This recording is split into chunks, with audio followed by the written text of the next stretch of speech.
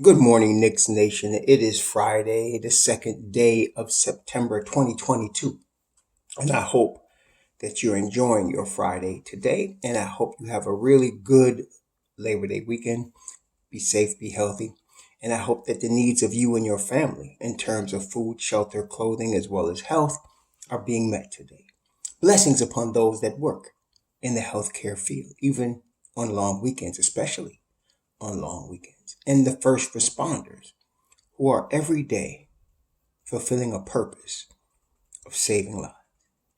Blessings upon those that pick up garbage for us to keep streets and sidewalks, parks and wrecks clean. And those also that make deliveries of food and other important things for our convenience that we often take for granted. Also, double blessings on the men and women that are trying to help deliver and rescue and recover the teenagers and children that in every state in the United States, in every county in the United States, are victims of child molestation. And also those that are victims of pornography and child pornography. It is a shame that that even exists. Those that are victims also of prostitution and child prostitution and human trafficking and sex slavery, and double curses upon all the perpetrators, those sexual perverts, and those who are profiteering off this human misery and degradation. Finally, blessings upon the homeless. There are nearly 600,000 men, women, and children on the streets of the United States and millions around the world in similar or worse conditions, and blessings upon them. For theirs is the kingdom. I want to today discuss how the NBA years ago set a situation in motion where now we have teams that want to win championships must do one particular thing very well. They have to draft and develop very well. Now, in the NBA, as we know, if you look at all of the champions, particularly in the last, say, 15 years, you got to have a superstar. Generally, you probably have to have two and then a sub superstar, so they're calling it big three. But you got to have, really two at least impact players, and they have to fit in the system. It's very, very difficult to win a championship in the NBA. You're talking about 30 teams with the 400 or so best players on planet Earth. And in Earth, where you have literally tens of thousands of basketball players. You have just, say, in Division One basketball. Just in Division One, you probably have 10,000 basketball players and a lot of really good ones. Then you got Division Two, Division Three. You got the 2-year colleges, community colleges. You got people that are in the G League. You got people that are overseas. There's a lot of talent and a lot of competition to make it in the NBA. And then once they're there, it's a dogfight. And there's a lot of things involved. There is injuries. There is luck of the bounce. There's all kinds of things involved to win a championship. And so it's very difficult. And in the era of big three, what you've noticed, for example, look at the Nets with Kyrie Irving, Kevin Durant, and now Ben Simmons. What ends up happening in those scenarios is, according to the way the NBA sets up the league structure in terms of salary structure, especially in terms of salary and salary cap. And there's other rules also, but the way those structures are set up, if you are able to get players like that in free agency, you have very little money to bring support around them. And so you end up either paying a penalty, like they call a luxury tax, which could be very, very expensive even for NBA teams whose owners are rich. It's very expensive to pay the luxury tax. And then you have to put minimal contract players. And so you'll see a lot of young players. You'll see a lot of veterans taking minimal deals who have not won championships and want to win one. And so it makes it very difficult for a team like that to actually achieve the championship. And then don't let somebody get hurt. One of those big stars you paid for get hurt for any length of time, now the whole thing is sunk, and so it's very difficult. And what the NBA has done is made it so that a team like a Boston Celtics and a Golden State drafted, we know, Stephen Curry, they drafted Draymond Green, they drafted Klay Thompson, they drafted 3 stars and 2 superstars. Okay, and then you end up drafting again a Jordan Poole, right? You draft a Moody. You get players that you keep building and drafting, and then when you pop one like a all-time great in Stephen Curry and Klay Thompson, well, now you got something and you've developed it from within, and it's built. The league is built for that to be the case. That you have to really focus on drafting. That trying to trade your way to a championship is much more difficult. Even though it's a shorter route, it's a harder route than development and drafting well. And this kind of bore itself out in the Donovan Mitchell situation. The Jazz drafted Donovan Mitchell. They extended him, to a max deal, $163 million.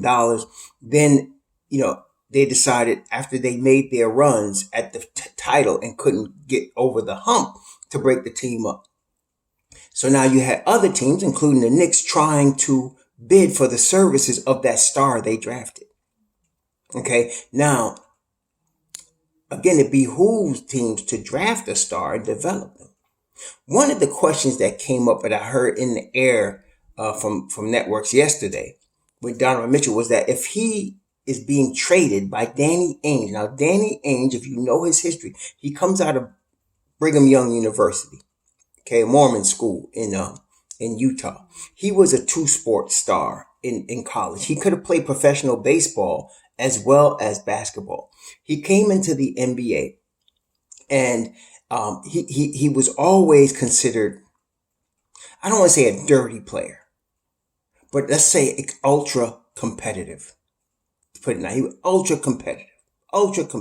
Okay, and he would do anything to win. And he had an eye as he got into his career. He knew when players were finished. He looked at things hard and straight. Like, he went to Red Auerbach and said they should trade Larry Bird. Now, Larry Bird wasn't the superstar at that time. He was basically playing on his reputation. He had a hurt back at the time. And so Ainge said, let's trade. Just the boldness of that gives you an idea of the type of dude we're talking about. Okay. Isaiah Thomas hurt his hip. He traded him. And Isaiah Thomas put his heart and soul into Boston. So all that doesn't mean anything to Danny Ainge. He's really hard-nosed, straight business, and all of that. So he also has played, like, he won at least 2 championships as a player with Boston in the 80s. And then, of course, he won one as a GM or as an executive with the 2008 Boston Celtics. So he knows what champions look like. And again, he's hard when it comes to his evaluation. He doesn't have any emotion in it at all. He don't have no loyalty. He'll talk loyalty, but there's zero loyalty with him. It's about business. So for him to trade Danny Ainge to trade Donovan Mitchell, he has, at age 25, he has made an assessment that this guy won't help win us a championship. Okay? That tells me something. In an age where you want to draft to build, and Ainge was a part of the Boston building that you have now with Tatum and Jaylen Brown and Marcus Smart headlining that with other guys like Robert Williams III and other guys that they all drafted, okay, and developed themselves, and they were in the finals last year, and they'll probably be pushing for that again this year. He was part of that. And he's doing it again. He's got a bunch of draft picks. He got 3 unprotecteds for Mitchell. He got, I think, 3 unprotecteds plus Kessler from Minnesota. So he's got 6 unprotected picks. He got Colin Sexton. He got Kessler. He's got Vanderbilt. He's going to do it again. He's going to build up through the draft and develop. That tells me one thing. Maybe Mitchell put it this way. The Don was right. He wasn't worth what they were asking. A lot of y'all getting caught up in the news that came out from ESPN and others that say, even Wojnarowski, whoever, that the Knicks had offered all of these players and draft picks, and Ainge said no. And then so you're trying to use that to blame the Don as if he made a mistake. Let's look at it the way Ainge looks at it for once. It didn't happen. Today, the Knicks have all their young pieces and all their picks. I said to you all yesterday, the Knicks weren't ready for Donovan Mitchell because he wasn't that piece to get them to the chip. We're still in year 3 of our rebuild. We got Obi Toppin in his 3rd season. Emmanuel Quickley in his 3rd season. RJ Barrett in his 4th season. Okay? We have Quentin Grimes and Deuce McBride in their 2nd seasons. These are all real core pieces that would be future playoff and championship pieces, with Mitchell Robinson also. Okay? So that being the case, we weren't ready. We weren't in that next piece to get to the chip area to go get Donovan Mitchell and help him be that last piece. Donovan Mitchell's not a core piece that you build around to make a champion. But in the case of Cleveland, their core pieces are Evan Mobley, Darius Garland, and the $100 million Jared Allen. That's their core pieces. They added an Isaac Okoro as a defensive stopper on top of that.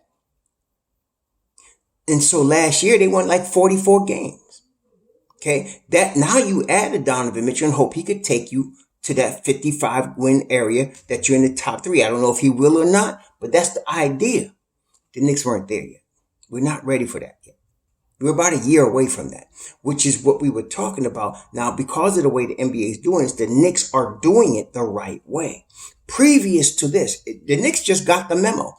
The NBA has been structured to build through the draft. Been structured to build through development.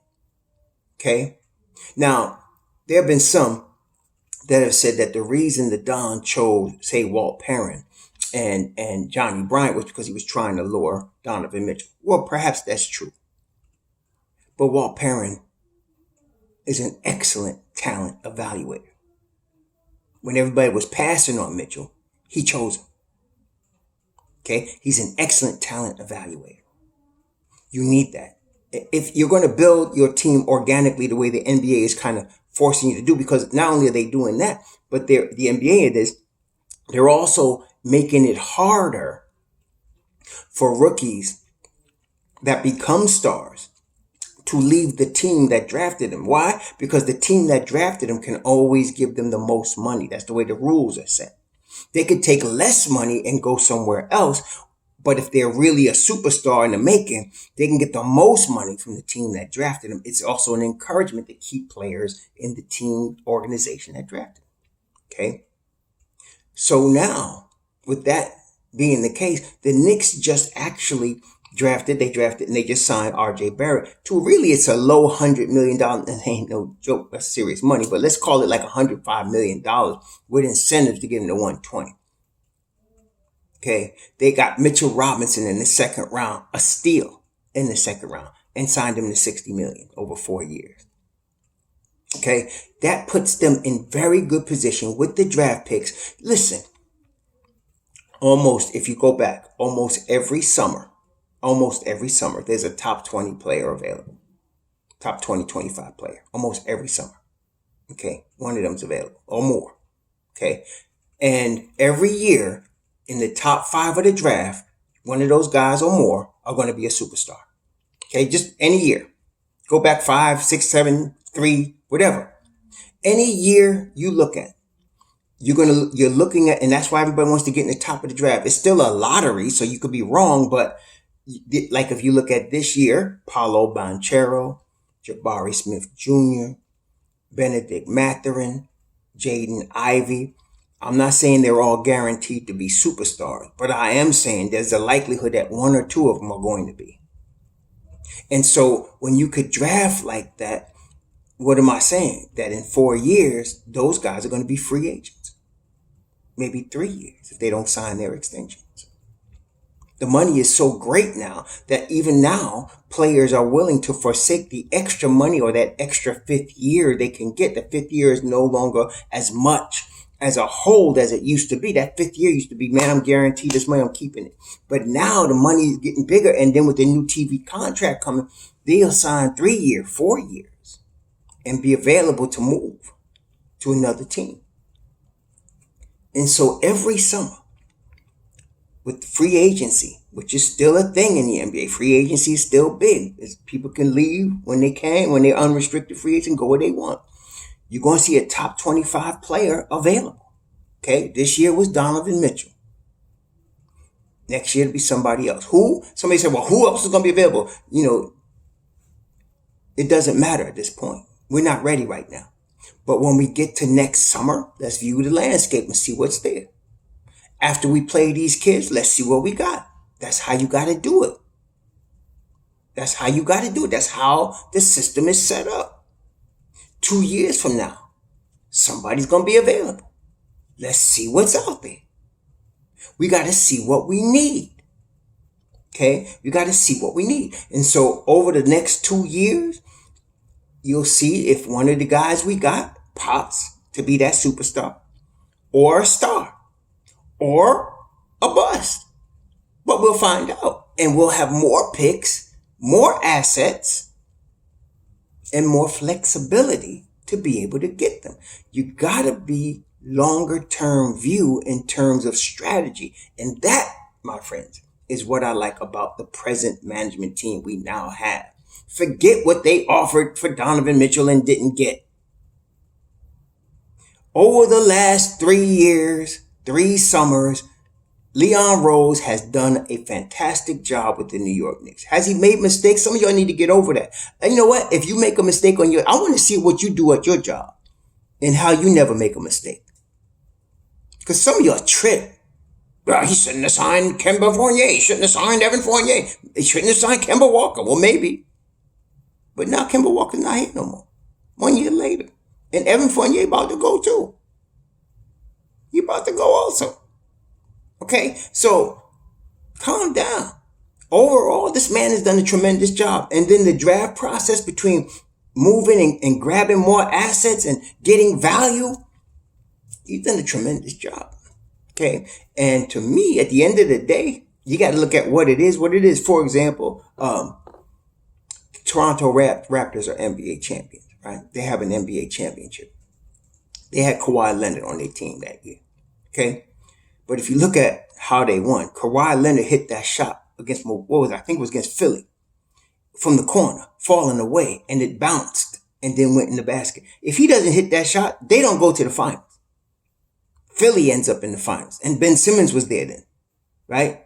Then they go to play Golden State, and Klay Thompson wrecks his ACL, and KD wrecks his Achilles. What would happen if those guys didn't do that? Well, we don't know. But what I'm saying is, when you look back, at the end of the day, they got a chip.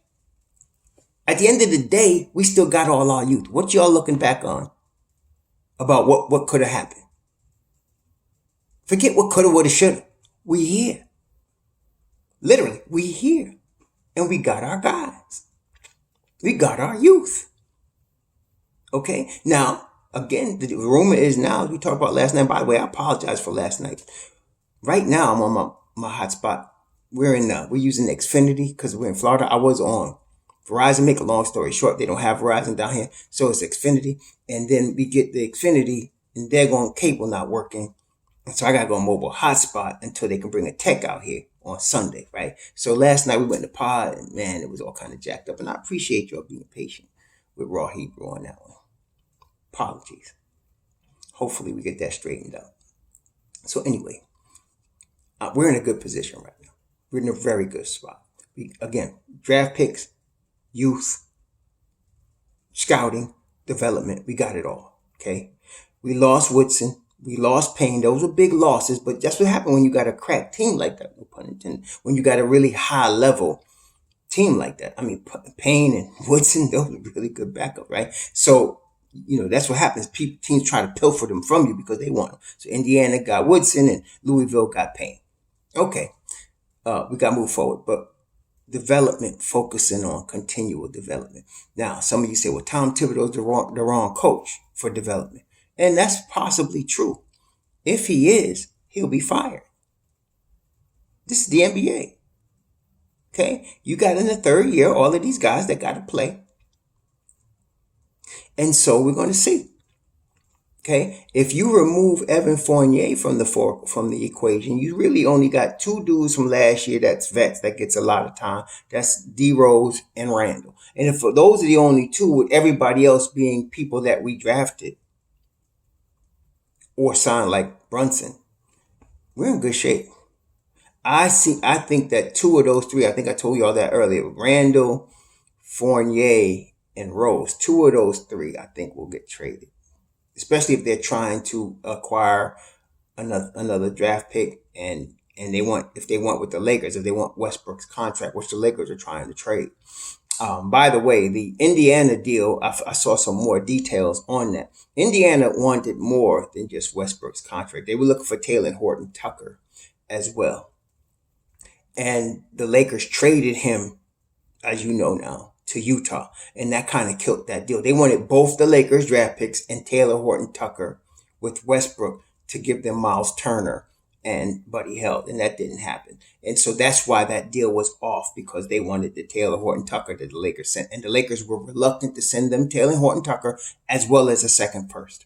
So that's why that deal didn't happen. Some of y'all was like, well, Indiana got a better package. Maybe they did, but they were asking for too much. And the Lakers said no. Okay. Now, from the Knicks, again, we could offer them Fournier, Rose, and Cam Reddish for a number one, and Russell, one number one. I think that's more of a fairer deal, only because Rose opens up cap space. First of all, he's a dynamic player off the bench for 15 minutes, probably one of the best in the NBA. And then he still has that same burst and everything for 15 to 20 minutes. And then you still got an expiring deal in him. You got a young talent in Cam, who could bust and who can not bust, but who can blow up and become really good in his contract year. And then you got a really elite shooter in Fournier. He doesn't play great defense, but he's an elite shooter. And LeBron always wants the shooters around him. So that's a strong possibility for us to move those contracts, get Westbrook's $47 million, waive him, pay him, buy him out, and then have that money with whatever else we have next summer. I think next summer is probably looking like a $20 million. They're probably looking like $20 million in cap space next summer. Not saying it, and then of course, they have players they could trade, but the Knicks are probably looking like $20 million in cap space next summer. So that's pretty good. We could work from there and see what we got. And we still have Obi and IQ to deal with, but they're still on rookie contracts along with Grimes. He's on a rookie contract. And you still, of course, got Deuce. And I ain't forgot about Deuce. And you still got Jokovitis, who we haven't seen yet, except in Summer League and then in the European League. So they're in good shape. Again, we're in good shape. So this whole Donovan Mitchell thing, to me, the people that are the most disappointed are the people that were getting caught up in the possibility and the hype of it. Because the media hype stuff. I mean, they just do. In sports, it's about emotion and hype. That's how they make money. Emotion, drama, and hype. That's what sports is. It's entertainment. Emotion, drama, and hype in every sport. Boxing, whatever it is, right? And so in basketball, to build up the hype and all the big platforms of Mitchell being traded and the Knicks and everything. And they used the Knicks and it was big build up. And so now, once it's over, the high is gone, right? So people are disappointed. And I'm sorry y'all are disappointed. But just saying, y'all know, I was against this. I did not want to do this. I thought it was a realistic chance it would happen, so I was trying to accept it. There's a difference between accepting what you think is inevitable and wanting it to happen. I was trying to accept it because I thought it was going to happen. I also said by Labor Day, though, we would find out one way or the other. I told y'all just a couple of days ago, if it don't happen by Labor Day, Don's going to walk. He walked before Labor Day. Okay, so now let's see what happens with the Cam Reddish situation. I think that's a real thing. I think Lakers are interested in Cam Reddish. It depends on what Leon Rose can extract for him. Again, I would target either 2027 or 2029 first to take Westbrook off their hands, give them the three players that I named. We get another draft asset plus expiring money. All of our kids, now you move Fournier out, and so you now have Grimes on the wing there with RJ. And then, of course, you still have IQ, who's really a two guard. He's really a two guard. But, he could run point also. But He's really a two guard. So you have him and you have Deuce, and and you still have Obi, of course, and Randall will be there if they don't trade him. So we'll be in good shape. So I'm looking for the Cam Lakers move next. And so let's see what happens with that and how this gets engineered. And I don't think it's going to take too long. This is September 2nd. I really expect if there's going to be a move for Cam Reddish to the Lakers, if it's going to happen, it's going to happen within the next 7 days. I don't think it's going to be a long process like it was with the Donovan Mitchell situation. And the Knicks would only be, and the reason I'm saying that is because Leon Rose will be pushing for more. But at the end of the day, it's going to be that one draft pick that they're going to have to give up. And they'll still have another number one that they could do something else with. If they wanted to trade, I've been hearing rumors of Anthony Davis for DeAndre Ayton. If they wanted to do that, they still have picks to work with, a pick to work with. I don't even think they'd have to include a pick in that one because Anthony Davis now is known to be injury prone from everybody in the NBA. So, again, LeBron trying to win the chip this year. He ain't playing. He's trying to win the chip. I'm not saying he's going to be successful, but he means business. And so if it means getting rid of Anthony Davis and bringing in DeAndre Ayton, he'll do that. Okay. But we'll see. So they'll have flexibility, but I think the Knicks would be good to get one pick, one of those two number ones, and send out these longer term contracts, create some flexibility, and use this year to play these kids, see what they got while they're on their rookie deals, and see what we could do with them with a Jalen Brunson, who's a real point guard. And some of y'all keep mentioning, there's a couple, not a lot of y'all, but some of y'all, the leaders of the Randall Hive, keep mentioning that Randall has never had a point guard. That is absolutely not true. His personal point guard was Alfred Payton. I mean, nobody looked for him more than Alfred Payton. Okay, that's number one. Number two, he did play with Jrue Holiday and Lonzo Ball. Those are two real point guards. Okay, and his teams sucked. He did not make anybody better with two real point guards. And he's not going to make anybody better this year. I don't care how slim he is. Because again, the problem with him is here. It's not in his body. It's in his head. Anyway, we'll see. But I think this Cam deal should get done if it's going to get done. If the Knicks are going to trade him by next Friday, I think it's going to happen. And if it does, we'll be back. Anyway, please enjoy your weekend, Labor Day weekend. There's some sales out there. We're going to try to catch some ourselves. Be safe. Shalom.